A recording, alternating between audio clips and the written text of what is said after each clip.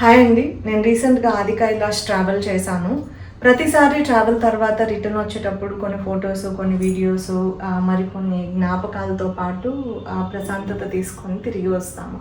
కానీ ఈసారి నా ప్రయాణం ఇవి కాకుండా ఇంకేదో తీసుకొచ్చాను. కొన్ని ఊహించని పరిచయాలు, కొన్ని మనసుకు తాకిన సంఘటనలు, మరికొన్ని నేనెప్పుడూ కోరుకున్న లేకపోతే మేనిఫెస్ట్ చేసిన అనుభవాలు. ఈ ప్రయాణంలో నేను తెలుసుకున్న విషయాలు, లేకపోతే నేర్చుకున్న విషయాలు, నేను చూసిన అద్భుతమైన ప్రదేశాలు, కలిసిన అద్భుతమైన మనుషులు, పూర్తి డీటెయిల్స్ తెలుసుకోవాలి అంటే వీడియో చివరి వరకు నాతోనే ఉండండి. This is Manju. Welcome to my channel ప్రకృతి ఓడి. ఈసారి నా ట్రావెల్ కొంచెం భిన్నంగా ప్లాన్ చేశాను.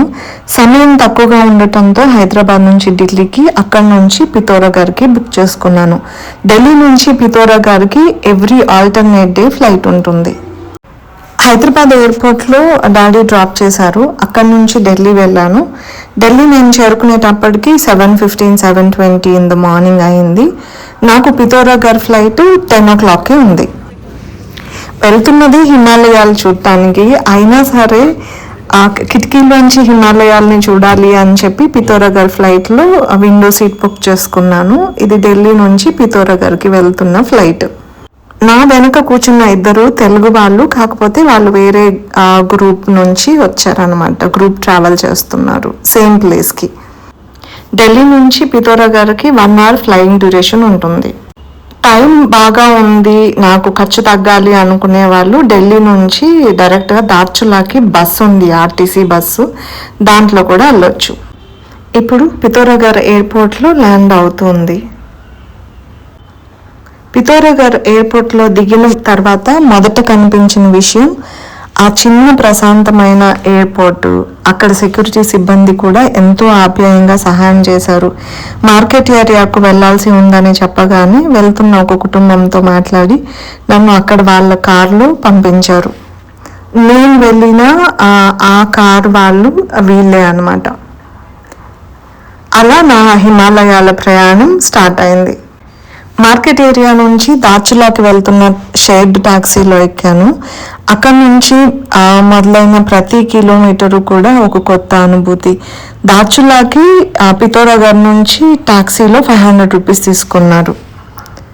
పితోరాగఢ్ ఎయిర్పోర్ట్కి రీచ్ అయ్యాక అక్కడి నుంచి మార్కెట్ ఏరియాకి రావాలి. మార్కెట్ ఏరియా నుంచి దార్చులాకి బస్సెస్ ఉంటాయి, లేకపోతే ఇలా షేర్డ్ క్యాబ్స్ కూడా ఉంటాయి.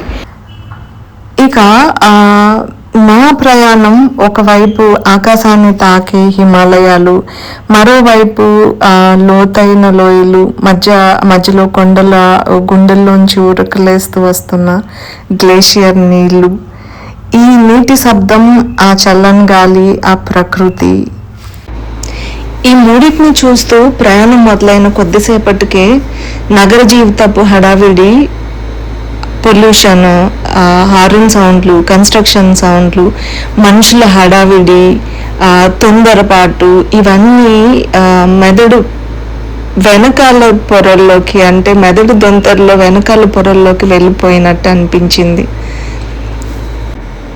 అలా కాసేపు ప్రయాణం చేసి మధ్యాహ్నం భోజనానికి ఆపిన ప్రదేశం కూడా ప్రకృతి ఒడిలో దాగున్న ఓ చిన్న స్వర్గంలా అనిపించింది. అక్కడ కూడా వీళ్ళు ప్రకృతిలో బ్రతుకుతూ ప్రకృతిని ఎంత ప్రేమిస్తున్నారో జంతువులను కూడా అంతే ప్రేమిస్తున్నారు. ప్రతి ఇంట్లోనూ ఒక కుక్క ఉంటుంది. మేము భోజనానికి ఆగిన హోటల్లో కూడా ఓ కుక్క ఉంది. బాతులు, కోళ్ళు ఉన్నాయి. ఇక్కడ ఒక చెక్కని అది కూడా ఒక ఏదో జంతువు షేప్లో ఉంది, దీన్ని అక్కడ పెట్టారన్నమాట. దూరం నుంచి చూస్తే ఇదేదో యానిమల్ లాగా అనిపించి దగ్గరికి వెళ్తే పాడైపోయిన కొమ్మ.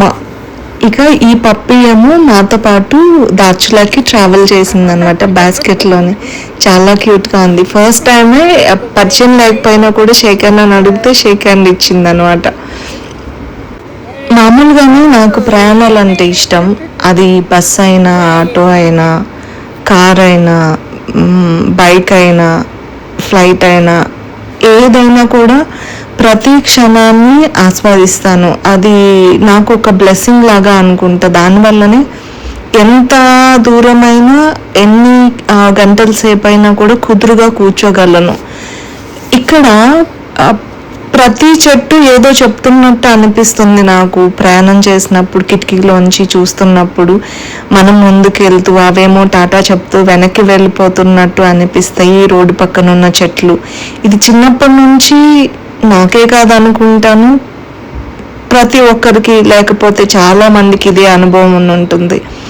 కాకపోతే ఇక్కడ హిమాలయాల్లో ప్రయాణం చేస్తున్నప్పుడు మాత్రం చెట్లన్నీ ఏదో అంతంత పొడవు వెక్కిరిస్తున్నట్టు అనిపిస్తుంది నన్ను. ఇంకా ఏదో గుసగుసలాడుతున్నట్టు ఈ కొండల్లోంచి వెళ్తున్నప్పుడు ఎవరితోనో దాగుడు మూతలు ఆడుతున్నట్టు అలా అనిపిస్తూ ఉంటుంది. ప్రతి మలుపు తిరిగేటప్పుడు ఆ మలుపు వెనక ఏముందా అని ఆతృత, ఆ మలుపు స్టార్ట్ అవుతుంది అని దూరం నుంచి చూస్తున్నప్పటి నుంచి మొదలవుతుంది. ఎందుకు అంటే ప్రతి మలుపు కూడా డిఫరెంట్గా ఉంటుంది. ఒక మలుపు తర్వాత చెట్లు ఉంటాయి, ఒక మలుపు తర్వాత పెద్ద లోయ ఉంటుంది, ఒక మలుపు తర్వాత పైనుంచి జాలువారే గ్లేషియర్ నీళ్లు ఉంటాయి. కొన్నిసార్లు రోడ్డు పక్కన ఏవో పళ్ళు అమ్ముతుంటే కార్ అతను ఆపాడు. వీటిని ఇక్కడ హిమాలయన్ బెర్రీస్ అని కాఫల్ అని అక్కడ భాషలో అంటారనమాట. ఇవి అడవి కొంచెం పుల్లగా కొంచెం తీయగా ఉన్నాయి. అక్కడ వాళ్ళు ఉప్పు చల్లుకొని తింటారట. నాకు అలానే బాగుందనిపించింది. సాయంత్రం 6 గంటల ప్రాంతంలో దార్చులా చేరుకున్నాను.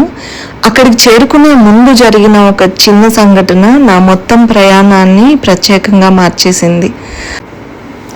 నాతో పాటు ప్రయాణం చేసిన వెనక సీట్లో ఒక ఆవిడ వాళ్ళ ఇంటికి రమ్మని చెప్పి ఆహ్వానించింది.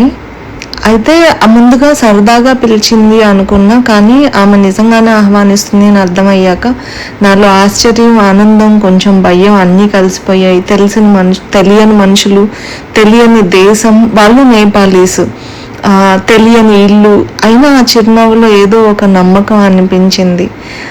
అలా నేను నేపాల్ సరిహద్దు నేను ఆ అమ్మాయికి ఎవరో తెలియకపోయినా కూడా చాలా ప్రేమగా దీది నేను మీకు నేపాల్ చూపిస్తాను అని చెప్పింది. ఇదిగో తన మాటల్లోనే వినండి. తన స్కూల్ చూపించింది, వాళ్ళ వీధులు చూపించింది, నది ఒడ్డుకు తీసుకెళ్ళింది, వాళ్ళ సంస్కృతి సాంప్రదాయాల గురించి, అక్కడ వాళ్ళు ఏం తింటారు, రోజు దొరికే కూరగాయలు, ఎప్పుడో ఒకసారి దొరికే అరుదైన పళ్ళ గురించి చెప్పింది.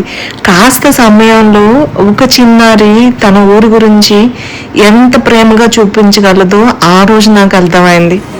बहुत अच्छा है नेपाल, सो इधर घूमने आना, मेरे घर पे आना, इन दीदी के जैसे आपको भी घुमा दूंगी.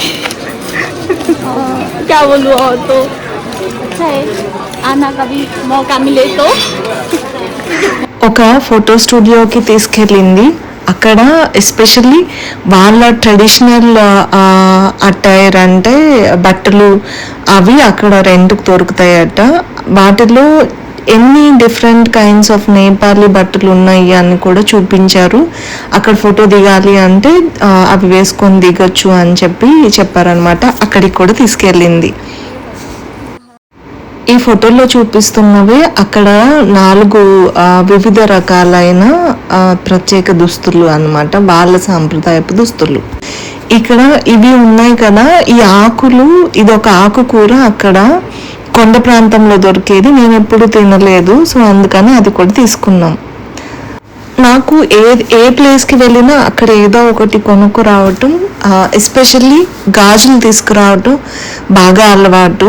అందులో ఇక్కడ తీసుకుందామని చెప్పి అనుకున్నాను, కానీ నాకు బేరాలు ఆడటంలో చాలా బలహీనురాలిని నేను. కాబట్టి ఆ అమ్మాయి మాత్రం గట్టిగానే బేరం ఆడుతూ ఉందన్నమాట నేపాలీ భాషలోని. नहीं 150 150 असली 150 कसे हो, कसे हेर्न यार 180 को होइन 10% घटाइहाल्यो 18 रुपियाँ कम हुन्छ ఉండదు ना भाई నాకన్నా చాలా చిన్న పాప ఆ అమ్మాయి నా కోసం బేరం ఆడుతుంటే ఆ ఎవరైనా ఇప్పుడు ఎలా చెప్పాలో కూడా అర్థం కావట్లేదు. మన చుట్టాలు కాదు, మన ఫ్రెండ్స్ కాదు, మన చెల్లెలు కాదు, మన పిల్లలు కాదు, అసలు మనకి ఏమాత్రం సంబంధం లేని ఒక వ్యక్తి బేరం ఆటంలో తనది అని సొంతంగా చూడండి ఎలా పోట్లాడుతుందో ఆ షాప్ అతనితోటి. నాకు అయితే చాలా నవ్వు వస్తుంది. ఫైనల్గా నేను కొన్ని థింగ్స్ తీసుకున్నాను. ఆ పాపకు కూడా కొన్ని తీసుకోమని చెప్పాను, తీసుకున్నది. అలా నా ఈ చిన్న షాపింగ్ అయిపోగానే షాప్ యజమాని కూడా నేను ఇండియా నుంచి వచ్చాను అని తెలుసుకున్న తర్వాత ఎంతో ప్రేమగా ఏదైనా ఒకటి షాప్లో చూస్ చేసుకోండి మీరు అని చెప్పారు. नमस्ते धन्यवाद with lots of love from Nepal. छोटा है पर प्यार का है सीधी सीधा छोटा है प्यार का है జస్ట్ షాపింగ్కి వచ్చాము, అంటే చిన్న షాపింగ్, పెద్దగా ఏమీ వేలు కూడా మనం షాపింగ్ చేయలేదు. మా నేపాల్ నుంచి ఏదైనా మేము ఇవ్వాలనుకుంటున్నాం, మీరు మా కంట్రీకి వచ్చినందుకు చేసుకోమన్నారు. నాకు యాక్చువల్గా ఈ డాలర్ మాత్రం నచ్చింది, ఇది ఇవ్వమని చెప్తే మొత్తం ఇచ్చారనమాట.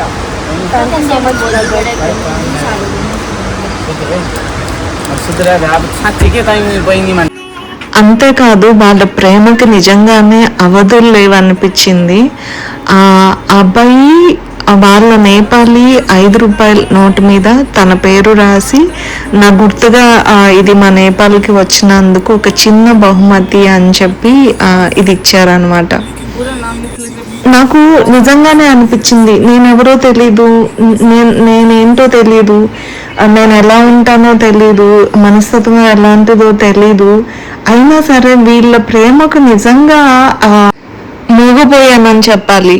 ఇక మేము షాపింగ్ చేసుకొని తిరిగి ఇంటికి వచ్చేటప్పటికి బియ్యం పిండితో చేసిన రొట్టెలు, దానికి ఆలూ కర్రీ, పెరుగు కాంబినేషన్ అనమాట.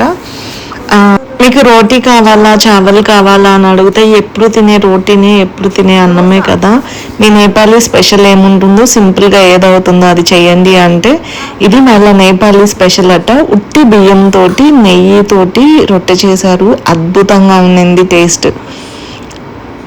అలా వాళ్ళ కుటుంబం మొత్తంతో కలిసి భోజనం చేసే అవకాశం నాకు దొరికింది వాళ్ళ ఇంట్లోనే. చాలా సాధారణమైన భోజనం, కానీ అందులో కలిసిన ఆతిథ్యం, ప్రేమ, ఆప్యాయత ఆ భోజనాన్ని మరింత రుచిగా మార్చాయి. తెలియని మనుషుల ఇంట్లో ఉండాలనే భయంతో మొదలైన సాయంత్రం మనుషుల మంచితనం మరింత నమ్మకంతో ముగిసింది. ఇలా నా ఆది కైలాష్ యాత్ర మొదటి రోజు హిమాలయాల అందాలతో పాటు మనుషుల హృదయాల అందాన్ని కూడా నాకు పరిచయం చేసింది. మరి రెండో రోజు ఏమైంది, ఆది కైలాష అసలు ప్రయాణం ఎలా ప్రారంభమైంది తెలుసుకోవాలంటే తదుపరి ఎపిసోడ్లో చూడండి. Thank you for watching. Manju signing off to ప్రకృతి వడి.